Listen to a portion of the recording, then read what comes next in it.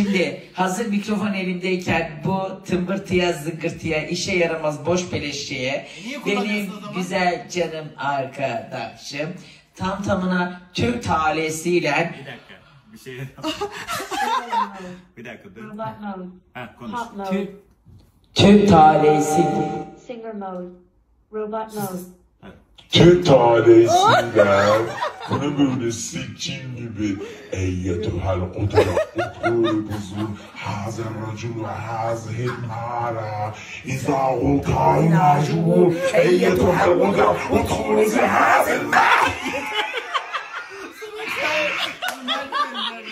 O kadar çok sikini bütün serilerine gittiği için şimdi biliyorum. Ama bir de sallarım eyyetühel kudret utrubuzun hazer racul ve hazihil mara. O da geldi. Bundan ben alayım evdekileri korkuturum.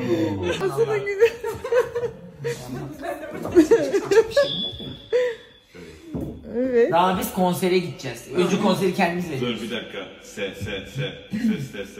Performans sergilerken Bekle. parayı düşünün. Kadir parayı düşün. Çantası çok güzel ama dikiş kutusu olur bak bu var ya. Se. Aa bunu Saçı yapalım. sıraya kanamam. Taray Music mode. açık olanı ver bari. Bu mu açık? Dur, o zaman şeyi kapatayım. Aa onu da kapat. Karaoke mode. Siz dinleyin. ATV kanalı. Kaç para vermiş Singer biliyor mode. musun? Se. Host mode. Se. Ya Parasını söyleyeceğim de söyletmiyor ama ben bir ara bir köşeye yazarım oraya. Şey yaparsınız tamam. Saçı sıraya hanımam, donun taray hanımam, kara kız hara gedirsen, çere gedirem, çöre gedirem, sene de sinere gedirem, özüne dost aktarırım. Şimdi arkadaşlar günlerce yazdınız Kadir Bey Doğancan. Mikrofon almış, yorumunuz ne, yorumunuz ne? Ya bozacaksın dur. Niye hiç mikrofon görmedik? Sen düğün salonu şarnitörüsün. Ne? bir dakika. Şunun adı neydi Allah aşkına? Ya şeyini unuttum. Şantöz mü? Şantör mü? Şantöz O değil. fritöz gibi o ne öyle? Piyanist. Şarnitör mü? Şartörön mü? Neyse işte. Bu arada şekli mekli çok güzel. Bayıldım. güzel. Ay rahmet dedemin radyosu. Retro. Peki buna sizce kaç para vermişti? Ha? Ben söylemiştim. Sus artık. Bir de bak bir saniye. Karaoke mode. Kendine gitmiş evlatlık almış. Bak aynı babası. Ay. Sus artık. Allah belanı vermesin.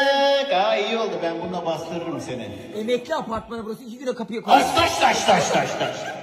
Ayşe. Gel düet yapalım. Tut bakayım kız. Bu da ibişimiz.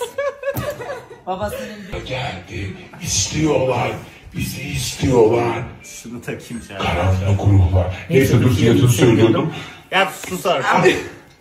Cin çarpmışa döndürmeyeyim. Ha.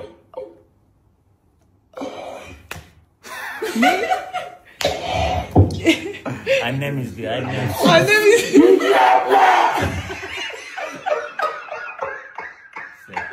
Şuna bir daha basalım. Kid mode. Pop mode. Singer mode. Host mode. Pop mode. Ket nerede? Singer mode. Robot mode. Pop mode. Host mode. Robot mode. Aa niye? Buyurun. Aa. bak aynısı o eski. Bir de ince mi vardı? Kid mode. Ha. Pop mode. Atlıyor kedi. Kediyi sevmiyor. Kedi ikisi birlikte mi oluyor acaba? Hayır inşallah garantisi vardır, o kadar para vermiş bak bir de bozuldu.